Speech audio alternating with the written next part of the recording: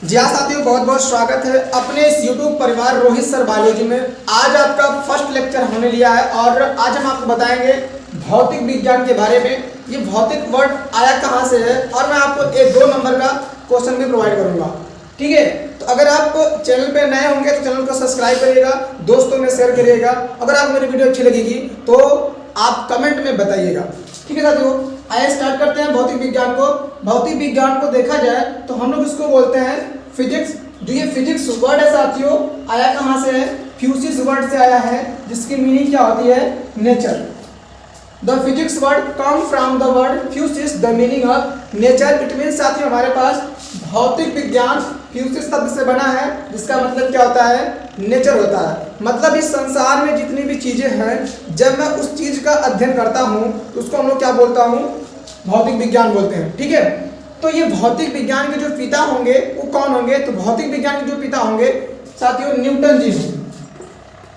Newton जी ने अपनी ढेर सारी थ्योरी दी, इसलिए इनके नाम को सम्मान देने के लिए भौतिक विज्ञान के पिता को क्या बोलते हैं?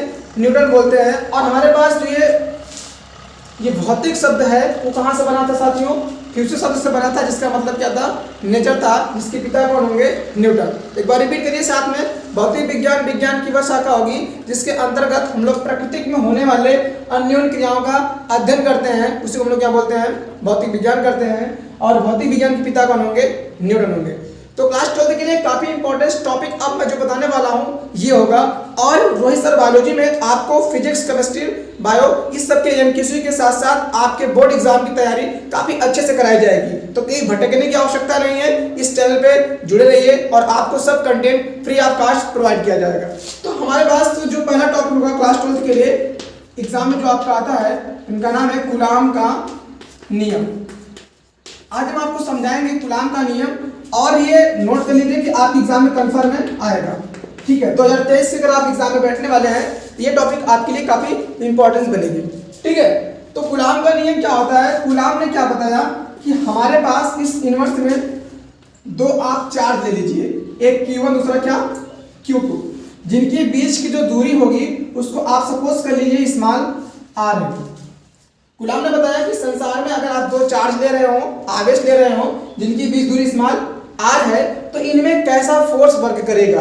उन्होंने बताया कि जो इस पे फोर्स वर्क करेगा वो दोनों आवेश की जो मात्राएं हैं उनके गुणनफल के क्या होगा? अनुक्रमानुपाती होगा। और इनके बीच की जो दूरी होगी वो वर्ग के उससे क्या होगा? व्युत्क्रमानुपाती होगा। इसका मतलब चार्ज आपके पास जितना अधिक होगा फोर्स भी क्या होगा? उतना ही अधिक होगा। यहाँ पे डायरेक्टली प्रोपोर्शनल है, इसका मतलब चार्ज को बढ़ाएंगे तो बल भी क्या होगा? हमारे पास फोर्स बढ़ेगा। लेकिन अगर यहाँ पे आप फोर्स को बढ़ाएंगे तो डिस्टेंस क्या होगी? डिक्रीज करेगी, घटेगी। तो आपके पास ये भी फोर्स है, ये भी फोर्स है, तो अगला भी क्या आ जाएगा? फोर्स आ जाएगा। ऊपर क्या बच जाएगा हमारे पास? Q1 Q2, नीचे क्या आ जाएगा? r²। जब भी आप प्रोपोर्शनलिटी को हटाते हैं साथियों, फिजिक्स का ये रूल है कि जब भी आप प्रोपोर्शनलिटी को हटाएंगे तो एक बराबर लिखेंगे और एक कांस्टेंट लिखेंगे। यहाँ पे जो हमने कांस्टेंट वर्ड लिया है वो k है, और हमारे पास Q1 Q2, नीचे कितना हो जाएगा? r²। जहाँ पे हमारे पास k का मान कितना होगा? 1/4 पाई एप्सिलॉन नॉट, जिसकी वैल्यू होगी 9 × 10⁹ ठीक। इसका यूनिट क्या होगा? तो न्यूटन मीटर स्क्वायर पर कूलाम का स्क्वायर। एक बार फिर से रिपीट करते हैं, कूलाम का नियम क्या होता है? कूलाम का नियम हमारे पास क्या होता है कि जो इनमें आवेश होंगे उनकी मात्राओं का क्या होगा? गुणनफल के अनुक्रमानुपाती होगा। उनकी बीच दूरी क्या होगा? व्युत्क्रमानुपाती। मतलब किन्हीं 2 माध्यमों में आप देख रहे होंगे यहाँ पे एक आवेश लिया गया है Q1 और क्या लिया गया है? Q2, जिनको हमने दूरी कितना माना? Small r। तो इनपे जो फोर्स लगेगा कूलाम ने क्या बताया कि ये डायरेक्टली प्रोपोर्शनल होगा, लेकिन इनकी जो दूरी होगी वो क्या होगी? Inversely proportional. जब इन दोनों को हमने कॉम्बिनेशन किया, जोड़ा, तो हमारे पास ये भी फोर्स है, ये भी क्या है? फोर्स है। तो क्या बन जाएगा? अगला भी क्या आएगा? फोर्स आएगा। ऊपर हमारे पास Q1 Q2 है तो हमने लिख दिया Q1 Q2, नीचे कितना है? r², तो r² लिख दिया। अब अगर हम लोग फिजिक्स का रूल कहता है जब भी आप इसको हटाएंगे साथियों तो ये बराबर लिखेंगे और एक कांस्टेंट लिखेंगे, और ये हमारे पास कांस्टेंट क्या होगा? k होगा। और यहाँ पे Q1 Q2 नीचे क्या आ जाएगा? r²। तो ये 2 तरीके से पूछेगा। जब आपसे पूछेगा कूलाम का नियम मैथमेटिकल रूप बताइए, तो सीधे आप उसको बताएंगे F = K Q1 Q2 अपन में R स्क्वायर।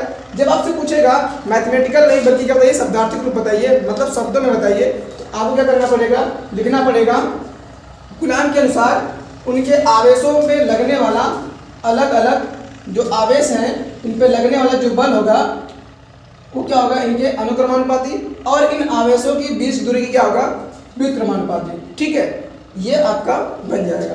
फिर यहाँ से हमारे पास जो क्वेश्चन बनेगा, पूछेगा कि इसका मात्रक बताइए या बीमा बताइए। तो बीमा कैसे निकालेंगे, ध्यान दीजिए बीमा कैसे निकालते हैं। तो जैसे अगर हमको बीमा चाहिए तो मैं आपको सिखाने जा रहा हूँ बीमा। ठीक है, तो ध्यान दीजिए।